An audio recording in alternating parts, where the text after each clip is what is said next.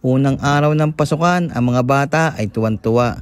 Akala kasi nila ang perang baon ay madadagdagan. Kaya ang aming tindahan, pansamantala munang sasaraduhan.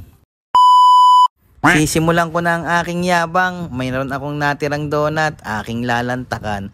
Pasensya ka na, hindi na kita mabibigyan. Maagap silang gumising, hindi kagaya ko nung nag-aaral ako. Pahirapan akong bumangon.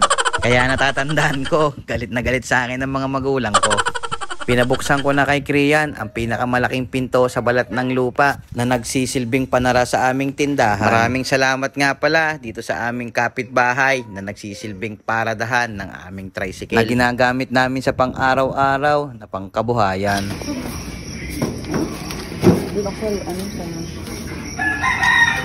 Ikaw muna, Tex. Ano ba? May makapasok na. Isang A muna dyan, Otoy. Isang A. Ito muna.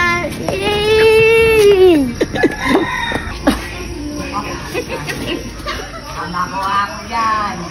Kami aalis na at baka kami mahuli pa. Sa mga mamimili namin kanina kung bakit kami sarado ay ganri po ang nangyari. Unang araw ng pasukan ay ihahatid muna namin sa eskwelahan ang aming mga anak. Kami dali-dali ng yumagyag, baka kami abutin pa ng traffic. At sa mga puntungang iyan ay parang aabutin pa kami ng ulan. Ay wag naman sana dahil kami ay nakatricycle lamang. At ito na nga baga ang sinasabi ko, basta unang araw ng pasukan, siguradong traffic iyan. Okay lang naman iyan. Pagdating sa daan, wag natin sasanayin na tayo uminit ang ulo. Dahil kung paiiralin natin ang init ng ulo, lagi niyong tatandaan, away ang kakalabasan niyan. Ay siya, tama na iyan. Malapit na kami sa eskwelahan. Ako'y titigil na. Akin lamang napansin kapag unang araw ng pasukan, napakadaming enforcer. Ay bakit kaya? Maya-maya nga lamang, andito na sila sa room na kanilang papasukan. Si Mrs. na muna ang aking pinaghatid at hindi ako makakagapang.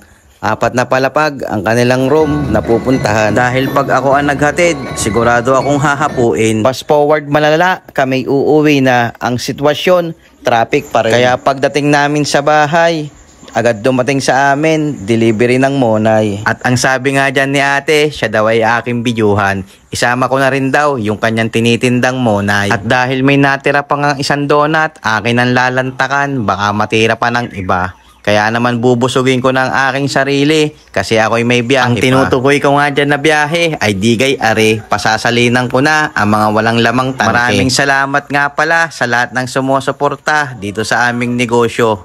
Kung hindi dahil sa inyo, hindi namin mababayaran ang aming mga pinagkakautangan dito sa aming negosyo.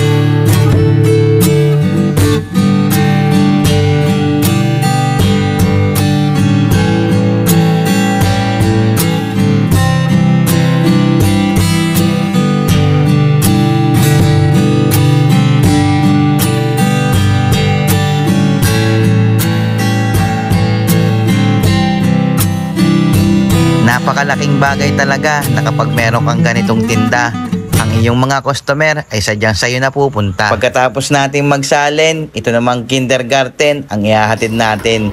Sadyang ganon, hindi kasi magkapareho ang kanilang oras. Dinis. Ito pa. Tingin ka na doon. Ayos na yung smile. Smile daw. Mamaya na.